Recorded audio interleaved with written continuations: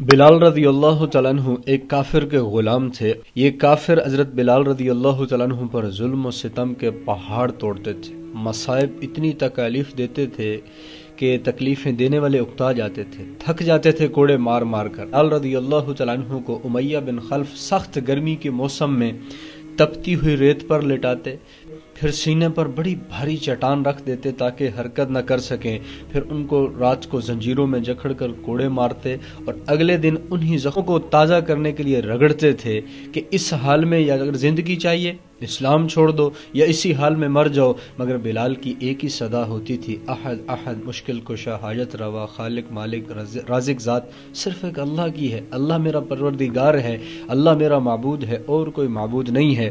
تو کبھی ابو جہل عذاب دیتا تھا، کبھی امیہ بن خلف تکلیف کا پہاڑ توڑ رہا ہے اور کبھی کوئی اور آ کر اذیت پہنچا رہا ہے، لیکن بلال کی ایک ہی صدا ہے، احد احد، اللہ ایک ہے، اللہ ایک ہے۔ حتیٰ کہ نوجوانوں نے حضرت بلال کو مکہ کی گلیوں میں بھی گھسیٹا ہے، لیکن اس کے باوجود بھی بلال کہہ رہے ہیں احد احد، اللہ ایک ہے، اللہ ایک ہے۔ حضرت ابو بکر صدیق نے جب حضرت بلال کی یہ حالت دیکھی تو حضرت بلال کو خرید کر آزاد کر دیا۔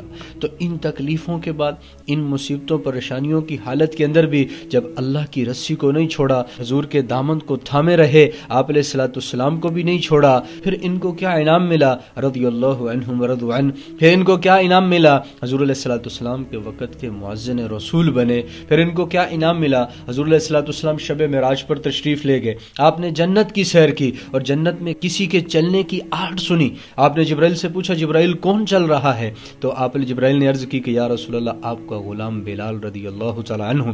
آپ واپس تشریف لائے، آپ نے بلال سے پوچھا بلال ایسا کیا عمل کرتے ہو کہ چلتے دنیا میں ہو قدمہ کی آواز تمہاری جنت میں سنائی دیتی ہے؟ عرض کی یا رسول اللہ اور تو کوئی عمل نہیں ہے، جب بھی وضو کرتا ہوں تو وضو کے بعد 2 رکعت نفل کی پڑھ لیتا ہوں، شاید یہی عمل میرا عند اللہ مقبول ہے۔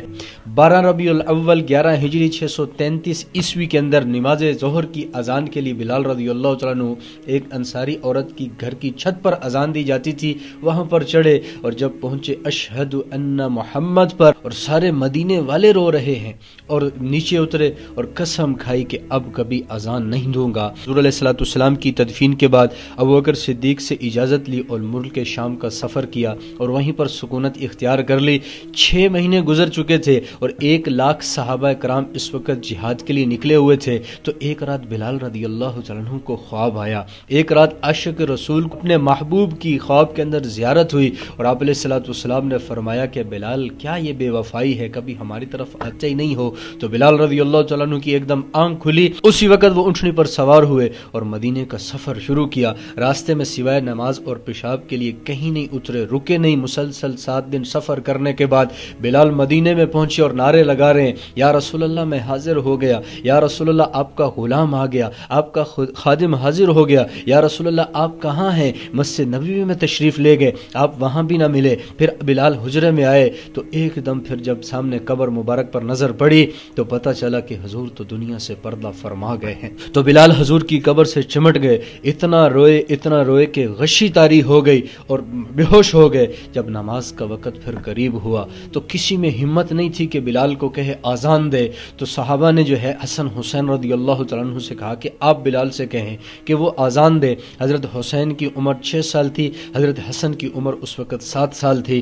دونوں لاڈلوں نے بلال سے فرمائش کی، کیا نشتہی ان نسمع اذانک کما کنت تؤذن لرسول اللہ صلی اللہ علیہ وسلم، ہم وہ آذان سننا چاہتے ہیں جو رسول اللہ کے زمانے میں آپ دیا کرتے تھے۔ تو بلال نے کہا میں نے تو قسم کھائی تھی مگر تمہارے سامنے میری کی چھوٹی چیز ہے، تمہاری سامنے تمہارے لیے تو جان بھی قربان ہے، تم ایک اذان کی بات کر رہے ہو، میں قسم کا کفارہ دے دوں گا۔ اور اس کے بعد بلال اس انصاری عورت کی گھر کی چھت پر چڑھے اذان دینے کے لیے، کانوں میں انگلیاں ڈال کر جب کہا اللہ اکبر، سارے مدینے کے اندر کوہرام مچ گیا، عورتیں تک گھروں سے روتی ہوئی باہر آ گئیں۔ یہ سارا پروٹوکول، یہ ساری عزت غلامی رسول کی وجہ سے تھی، عشق مصطفیٰ میں اپنے آپ کو رنگ دیا، پھر یہ سارا کچھ ملا کہ محمد سے وفا تو نے تو ہم تیرے ہیں، یہ جہاں چیز ہے کیا لوح و قلم تیرے ہیں، جو حضور کا بن گیا دنیا اسی کی ہے، جو حضور کے نقش قدم پر چل گیا عزتیں پروٹوکول مال سارا کچھ اسی کے لیے ہے۔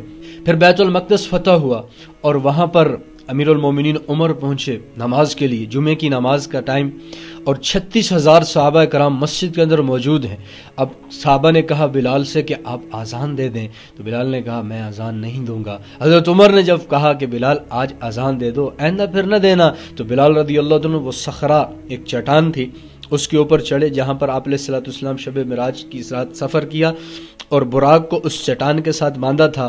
اس چٹان پر بلال رضی اللہ تعالیٰ عنہ چڑھے، اور جب کانوں میں انگلیاں ڈال کر اللہ اکبر کہا، 36,000 کا مجمع روتے روتے زمین پر گر پڑا۔ یہ سارا مقام عشق مصطفیٰ کی وجہ سے، یہ ساری عزت حضور کی تعلیمات پر چلنے کی وجہ سے ہے۔ میں تیرے ہی در کا فقیر ہوں، میں تیرے ہی غم میں اسیر ہوں، مجھے ایک ذرا سی جگہ ملے تیرے چشم بندہ نواز میں۔ حضور کی تعلیمات پر چلیں گے تو دنیا آخرت بنے گی، حضور کی تعلیمات سے ہٹیں گے تو دنیا آخرت میں خسارہ ہے۔ زندگی مختصر ہے، آج نہیں تو کل اس دنیا کو چھوڑنا ہے۔ کامیاب وہ ہے جو حضور کے طریقے پر چلا، کامیاب وہ ہے جو صحابہ کرام کے طریقے پر چلا۔ عزتوں کے تاج دنیا آخرت کے وہ سمیٹے گا جو اللہ کے حکموں کو حضور کے طریقے کے مطابق پورا کر کے چلا جائے گا۔